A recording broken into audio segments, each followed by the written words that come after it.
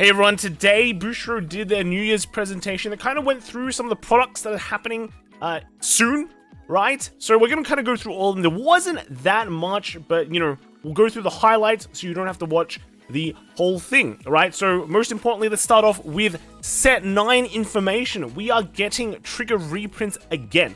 So they did do a reprint of these triggers in set 7. It wasn't that great, to be honest. Like, they did reprint it, but it wasn't that many. So they're going to do a reprint again in set 9. I don't know how. Is it going to be similar to set 7 or not? But, just more reprints is, like, better, right? Especially when it comes to triggers, effect triggers, because these are the things that, like, you need, right? And they won't have the Lyrical Monastery ones, but I can only imagine that'll be in the next, like, Lyrical Monastery set, right? But they're also doing more reprints. So if we look at this page, they are doing some reprints of set 4 cards. So we do have some really good reprints that we need, right? So we need Illipulse, big card, a Brainwash Sherla, like huge. It's really expensive right now. And also Trick Moon, right? Which is also randomly expensive just because it's in Murray's deck, right?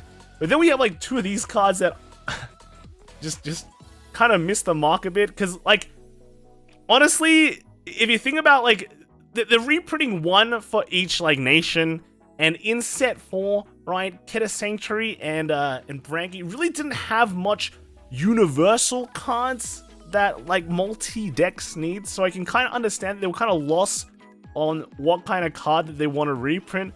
But you could print like, at least for Branky, you could print the Burrito, right? Back at Burrito, that would probably just seem more like we play way more than this card. Let's be real. And I mean, there are actually expensive cards from that set for those 2 nations, and that is the Grade 4s. So Grade 4 Bastion is relatively expensive compared to everything else in Aketa in that set. And also Seraph, right? So if they reprinted those, that would have been like a perfect 10 out of 10 / 5 out of 5. But I can kind of understand how they don't want to maybe print the Grade 4s again. But at the same time, it's like these 2 cards. Like, who runs them? Let's be real. But overall, Illipulse and Swirler, that's good, right? That's good. So let's I can't wait to see the execution, right? That means the price will go down and people can afford things again, which is great, right? That's great. Moving on, we do have a Bang Dream collab that is being announced for set 10. So there's actually going to be around 35 cards, it seems, 35 different cards plus parallel rarity. So that's a lot of cards, right? And just looking at this crit trigger, for example, kind of interesting. There is no nation, right? If you look heavily, there's no nation, so maybe there's something like you can just like run in like as a crit, just if you like Pop and Party or like Bang Dream stuff. So in just like any decks, I don't know, right? All speculation right now. They did do like the HoloLab collaboration before, so HoloLab collab where you can it just replaces some of the cards with like nice arts. So that could be what they're going to do, but 35 cards is a lot. So I think it'll be very interesting how they do it. And they'll be like, I think apparently there's going to be signs as well. So that's pretty crazy, right? Next, we do have an announcement for P and V product. So a lot of people are going, what's going on with Premium? Why didn't we get any announcement on new product? And is V dead? Because they didn't announce a clan collection or anything. So this is kind of the product they've announced so far. It is actually going to be a product focusing on reprints. So just a heads up, the VR kind of reprint policy ends this year for like, V, most importantly, but VRs, they're kind of premium product as well, right? Everything is premium. So that ends this year, so there could be reprints of that. And also like in Japan, they've had basically no reprints of stuff. So it could be kind of good if they're reprinting some very, very important stuff. Japan desperately needs it. In the West, we did get some revival collections already, so I don't know how that's going to work.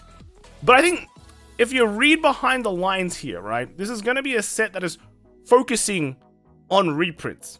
Now, what that implies is that, yeah, the cards are going to be reprints, but they could have new cards in the packs as well. So I think they'll be very interesting to see. They could just kind of put new cards in while still focusing on like the old stuff. So there will still at least be some value in getting this stuff, right? One, you can get the cards that you needed from the old formats for like, V and P. But then, if you already got them, you might just want to get some new cards that they're adding into the game. right? So I can't wait to see this. I think we should just wait and see when it's actually announced and go from there. I do think it might be nearly like in the second half of the year. I think they're just kind of announcing this because they want people to feel like, you know, like calm down, right? Because there was kind of, at least in the West, there was quite a lot of people like going wild with speculations. I don't know if this is actually going to replace like the Prem collection or the V clan collections for this year, or it's going to take up a slot. I feel like it won't. That's just like me in copium mode. But yeah, I think this is still a positive direction in saying, you know, they're re-supporting a premium and V at least in Japan, right? So eyes peeled for when this is going to come out in English. Now, to top it all off, they did also announce Festival Booster 2023, which is coming out at Dai Vangasai. So this is similar to, you know, the festival collection in last year. Now, last year, the festival collections were pretty mid, right? You got it for, like, the new Zorgar and the new Orphis, and the rest was like, yay, we got reprints of old stuff with now SPs. But this has some pretty cool, like, front art, right? So I assume, right, I'm just assuming these are probably going to be, like, Crate Elementals or something like that. And if we think about what Crate Elementals actually do, at least so far in D, is that they either introduce new mechanics, right, or they fix problems. And that is like hopeful, right? We at least get 2 of these cards. What are they fixing? I don't know. One of them is fire, and the other one holding, like, I don't know, like a nuclear bomb, like an atom. And the other guy is like probably ice or water, holding like atoms. They're kind of like Messiah-ish as well. So I don't know. I think this is quite interesting. Way more interesting already compared to old festival collection. So yeah, can't wait. Apparently these can be used at Dai Vangasai on the second day. And since I'm probably going, might need to get these somehow and hope they're not sold out. But yeah, hopefully these are very impactful and do fix some of the big issues that maybe Standard has, and you know, Standard has some issues. These will translate to Premium, right? Which is great. It's great. More stuff. And then we do have the schedule as well. So in February, I think we know most of these, but yeah, February 3rd, we do have the Dragon Tree Invasion set, which is, you know, people are getting pretty hyped over.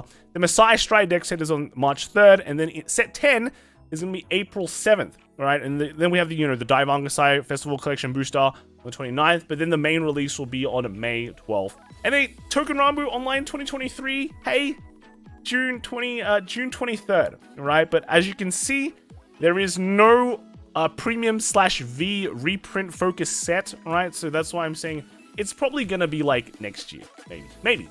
Well, not next year. The second half of the year, right? If it was next year, then we'll be crying. Anyway, moving on. They did show an episode of Will Dress Season 2, the anime that I've totally watched. I think they showed like the first episode, but it felt very fast. But because that we saw the first episode, they did show us what the new Bruce does, which is the Vehemence Bruce, right? And yeah, it's pretty good, I have to say. It was pretty insane. So what the card does is that at the beginning of your battle phase, if all your units have Diablos in their card names, until the end of your opponent's next turn, you Final Rush, and if your opponent's Vanguard is grade 3 or greater, you Final Burst as well. So at first, you know, back in the speculation days, we were thinking Final Burst is replacing Final Rush, but no, you actually get both. And the interesting part of this is that you get Final Rush the moment you ride this card. So we don't have that delay anymore with Bruce, because let's be real, right? The game has creeped to the level where waiting one turn with Bruce just doesn't cut anymore, right? It's just not great. But this also, like, the fact that the Final Rush activates the first grade 3 turn and lasts until the end of your opponent's next turn means that a lot of your Final Rush stuff that gets power during their turn as well. So they all front row could get like plus 5k. There'll be 15k in your opponent's turn, which makes them very unattractive when your opponent wants to attack into it, right?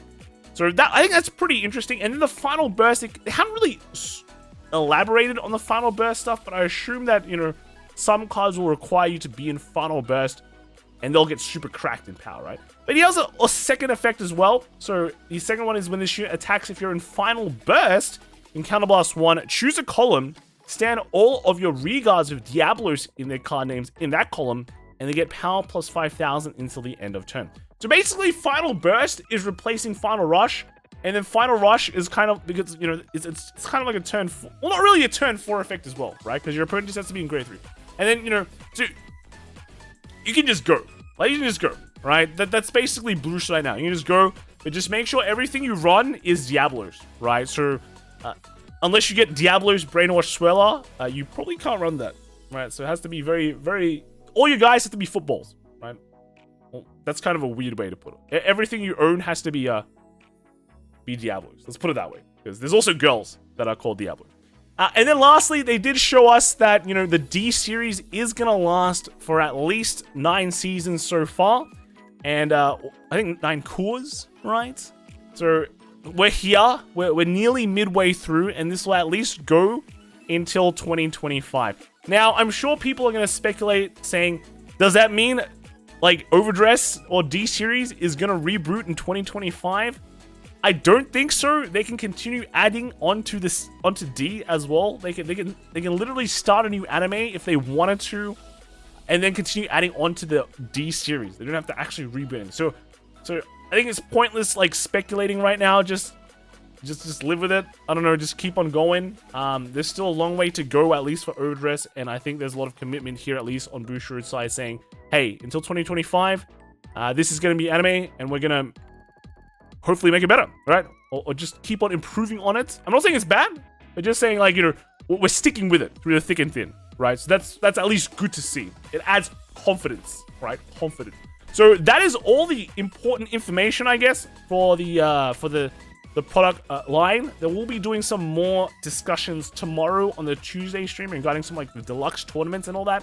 So we can go check that out. Anyway, that's it for me. Let me know in the comments what you think, and I will see you all next time. All right, bye.